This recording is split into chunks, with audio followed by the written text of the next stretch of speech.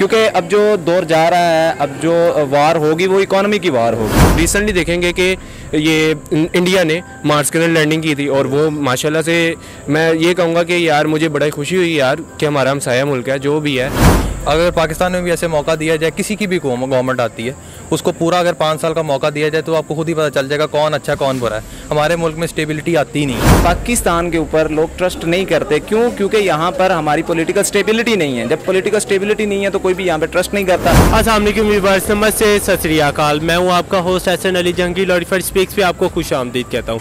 आज का मेरा टॉपिक है, जैसे कि आप सब जानते हैं, इंडिया एक सबसे बड़ी इन्वेस्ट करने जा रहा है अपने मुल्क में 1.30 बिलियन डॉलर की, वो भी सेमीकंडक्टर पे हो। जो सबसे पहले सेमीकंडक्टर पे नाम लिखा आता था made in Taiwan, made in China, made in Turkey, made in Russia, different ममालिक का नाम आता। अब उनके सेमीकंडक्टर पे नाम आएगा मेड इन इंडिया। पाकिस्तानी अवाम से पूछेंगे कि जो इंडिया ने इकदाम उठाए, इतनी बड़ी इन्वेस्ट किया अपने मुल्क में, कैसी लगी आपको, उनका इकदाम आपको कैसा लगा। और दूसरे नंबर पर बात करेंगे पाकिस्तानी अवाम से। जो इंपोर्ट एक्सपोर्ट पे बात करूँगा कि जो इंडिया इंपोर्ट एक्सपोर्ट पे भी आगे जा रहा है, एशिया की सबसे बड़ी मार्केट में शुमार होने लग गया।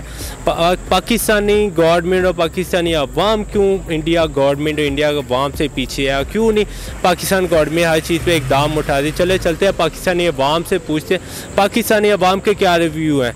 अस्सलाम वालेकुम। वालेकुम अस्सलाम। आपका नाम? मोहम्मद मुसद। फुरकान हसन। मेरा नाम मोहम्मद फरहान। अहमद सऊद भट्टी। अहमद सऊद बेटी करते क्या हो आप? मैं केमिकल इंजीनियरिंग डिपार्टमेंट। अच्छा, मुझे बताओ सेमीकंडक्टर के बारे में नॉलेज है, होता क्या है? सेमीकंडक्टर ये होता है कि कोई भी आपका इलेक्ट्रिसिटी पास करने के लिए ये यूज़ होता है, मोस्टली होल्स एंड ये कह लें रेक्टिफायर यूज़ होते हैं। अच्छा, मैं आपको ये बताऊं, इंडिया जो हमारा हमसाया मुल्क है, इंडिया गवर्नमेंट अपने मुल्क में 1.30 बिलियन डॉलर इन्वेस्ट करने जा रहा है। 1.30 बिलियन डॉलर पता कितने होते हैं आपको? हाँ जी, अंदाज़ा है इस बारे में। अच्छा, सेमीकंडक्टर पे इन्वेस्ट करने जा रहा है और जो पहले लिखा आता था made in Taiwan, made in China, made in Turkey, different ममालिक का, अब आएगा मेड इन इंडिया। आपको इंडिया का इकदाम कैसा लगा? देखिए, अगर तो इसको इंडिया के लिहाज से देखा जाए, ये तो जाहिर सी बात है कि उनके लिए एक अच्छा इकदाम है। इंडिया एक अच्छा इकदाम अपने कंट्री के लिए कर रहा है। अपनी जो प्रोडक्ट्स हैं उनको, अपनी प्रोडक्ट्स को दुनिया में फैलाना चाह रहा है और अपनी इकॉनमी को स्ट्रॉन्ग करना चाह रहा है। अगर इंडिया के लिहाज से देखा जाए तो ये बहुत अच्छा इकदाम है। तक जैसे कि हमें पता है कि आने वाला सारा वक्त आईटी बेस्ड होगा और जितनी भी आईटी में जो कंट्री डेवलप करेगी अल्टीमेटली वो उसी का बेनिफिट होगा। तो ये इंडिया का एक बहुत अच्छा है अगर वो अपने आने वाले वक्त के बारे में सोच रही, क्योंकि जितनी वो इन्वेस्टमेंट इसके अंदर करेगी आने वाले वक्त में उसको उतना ही इसका आउटपुट भी मिलेगा। बेहतरीन जा रहा है इंडिया। सिर्फ ये इसमें इलेक्ट्रॉनिक्स में नहीं, आप आईटी में देख सकते हैं, वो बहुत ज़्यादा शोबों में आगे जा रहा है हमसे और उनकी तालीम हमसे बहुत ऊपर जा रही है। और मैंने रिसेंटली देखा था कि उनके रिसर्च पेपर यूके से भी ऊपर जा रहे हैं, यूएसए से भी ऊपर जा रहे हैं। और हमें ये नहीं देखना चाहिए कि यार जंग वगैरह में पड़े, हम कहते हैं यार ये हमारा दुश्मन है। ये हमें देखना चाहिए कि यार वो किस तरह ग्रोथ कर रहा है। भला की आज़ादी तो वो हमारे साथ ही हुई थी, लेकिन हमें चाहिए कि हम यार सबक हासिल करें। देखें, आप बांग्लादेश है, सबसे बड़ी एग्जांपल है, और चाइना वो हमसे बाद में हुआ है, लेकिन वो ऊपर जा रहा है। उन्होंने ये देखा नहीं है कि हाँ भी एक दूसरे की टांगें खींचे। मसलन ये है कि हमारे ना यहाँ पे माशरे में टांगें खींचने वाले लोग हैं। ये बहुत अच्छा इक़दाम है, वो कोशिश करते रहते हैं। वो एप्पल की मैन्युफैक्चरिंग भी स्टार्ट कर रहे हैं मोबाइल्स की। उन्होंने इलेक्ट्रिकल कार्स भी बना ली हैं। मर्सिडीज़ पहली जो इलेक्ट्रिकल कार वो इंडिया में बन चुकी है और वो बहुत आगे हैं इस चीज़ों में। हम बस आपस में लड़ाई झगड़ों में या लेग पुलिंग में हम बैठे हुए हैं और हम इन बारे में सोच ही नहीं रहे कि हमने तरक्की कैसे करनी है। इतने इन्वेस्ट करने के बावजूद इंडिया ने 1.30 बिलियन डॉलर इन्वेस्ट किया है। तो जो पहले अब ये लेते थे सेमीकंडक्टर, उन पे लिखा आता था मेड इन चाइना, डिफरेंट ममालिक का नाम आता था। अब आएगा मेड इन इंडिया। इंडिया किसी भी मुल्क को ये सेल भी कर सकता है और उनको इंपोर्ट एक्सपोर्ट पे भी काम कर सकता है और अपने इंपोर्ट एक्सपोर्ट करने के बावजूद वो एशिया का बड़ा मुल्क भी बन सकता है। आप इस बारे में क्या कहना चाहते हैं? पाकिस्तान क्यों इकदाम से पीछे है? पाकिस्तान हमसाया मुल्क इंडिया से क्यों नहीं सीखता? क्यों ये अपने लेवल को लो करता जा रहा है और इंडिया हमसे काफ़ी एशिया में इंपोर्ट एक्सपोर्ट में पहले नंबर पे? देखें, इसके अंदर ना 2-3 चीज़ें। एक तो आपने बिल्कुल ठीक बात की। डेफिनेटली जब इंडिया इतनी बड़ी 1.3 बिलियन जब इन्वेस्ट करेगा, वो इन्वेस्ट जब करेगा वो ज़ाहिर सी बात है बिज़नेस आइकॉन बन जाएगा या एक्सपोर्ट आइकॉन ऑफ एशिया बन जाएगा। वो तो आपकी बात बिल्कुल ठीक है। पाकिस्तान की जहाँ तक हम बात करें, पाकिस्तान इस तरह के इकदाम इसलिए नहीं कर पा रहा क्योंकि यहाँ पर पॉलिटिकल स्टेबिलिटी नहीं है। पाकिस्तान में जो पॉलिटिकल स्टेबिलिटी ना होने की वजह से पाकिस्तान के अंदर इस तरह के इकदाम नहीं किए जा सकते, क्योंकि कोई भी अगर इन्वेस्टर है वो बाहर से इन्वेस्ट करना चाहता है। कभी भी किसी भी कंट्री की जो इकॉनमी है वो उस वक्त स्ट्रॉन्ग होती है जब बाहर से इन्वेस्टर, जो फॉरेन इन्वेस्टर जब इन्वेस्ट करता है किसी कंट्री के अंदर। देखिए, प्रायोरिटीज़ जो होती है ना किसी भी कंट्री की, वो बहुत मैटर कर रही होती हैं। हमारे यहाँ प्रायोरिटीज़ यही है कि हम पॉलिटिक्स के ऊपर गेम कर लें या हम किसी कोई रिलीजियस साइड पे बात कर लें या इधर उधर चलें। हमें अपने आने वाले जो फ्यूचर जनरेशन है उनके बारे में इतनी फिक्र नहीं हो सकती जिस तरह कि हमारी दूसरी कंट्रीज़ को है। हमारे जो जिस तरह आपने बात किया कि उनके इंपोर्ट एक्सपोर्ट के क्या स्टैट्स हैं, हमारे क्या स्टैट्स हैं, तो ये चीज़ हमें इस पर फोकस करना चाहिए, क्योंकि आने वाले जैसे बात है आईटी में ही सारी आगे प्रोग्रेस होनी है। तो अगर बाकी कंट्रीज़ करें तो हमें भी इसके ऊपर फोकस करना चाहिए। लेकिन अब एक ले मैन या हम जैसा बंदा तो इसमें उठ के अभी नहीं कर सकता। तो ये जो हमारे ऊपर टॉप लीडिंग है, हमारे हुक्मरान है, उनको इस बारे में सोचना चाहिए कि वो किस साइड पर जा रहे हैं। पॉलिसी मेकिंग के बारे में उनको करना चाहिए, जैसे हमारी इंपोर्ट्स जो है उसके ऊपर भी फ़र्क पड़े, एक्सपोर्ट हमारी जितनी ज़्यादा हो सकती है वो ज़्यादा।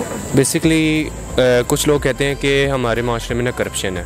बेसिकली करप्शन नहीं है, करप्शन से ज़्यादा हमारी सोच है। हम जो है ना नौकरी की तरफ ज़्यादा तवज्जो देते हैं। हम कहते हैं बिजनेसिंग करते हैं, हम बिज़नेस की तरफ हमें ज़्यादा तवज्जो देनी चाहिए। हाँ भाई, न्यू इन्वेंशन की तरफ आप जाओ। और मोस्टली यार ये है कि हमारे जो टीचर्स भी हैं ना वो बच्चों को ना नीचे रखते हैं। वो ये नहीं कहते कि हाँ यार न्यू इन्वेंशन की तरफ जाओ, न्यू रिसर्च की तरफ जाओ। न्यू रिसर्च की तरफ हमें जाने की कोशिश करनी चाहिए। आप रिसेंटली देखेंगे कि ये इंडिया ने मार्स के अंदर लैंडिंग की थी, और वो माशाल्लाह से मैं ये कहूँगा कि यार मुझे बड़ी खुशी हुई यार कि हमारा हमसाया मुल्क है, जो भी है ठीक है, हमारे ताल्लुकात जैसे भी हैं, हमें ताल्लुकात अच्छे करने चाहिए, हमें ट्रेड उनके साथ करनी चाहिए, हमें आइडियाज़ शेयर करने चाहिए कि हाँ यार वो किस तरह आगे जा रहे हैं, ठीक है। और जिस तरह बांग्लादेश है वो भी ऊपर जाने लगा, उनकी इकॉनमी देखें ऊपर जा रही है। इसकी सबसे बड़ी वजह ये है कि पाकिस्तान में कभी स्टेबिलिटी आती ही नहीं है। कोई भी गवर्नमेंट आए उसको वो टिक ही नहीं पाती।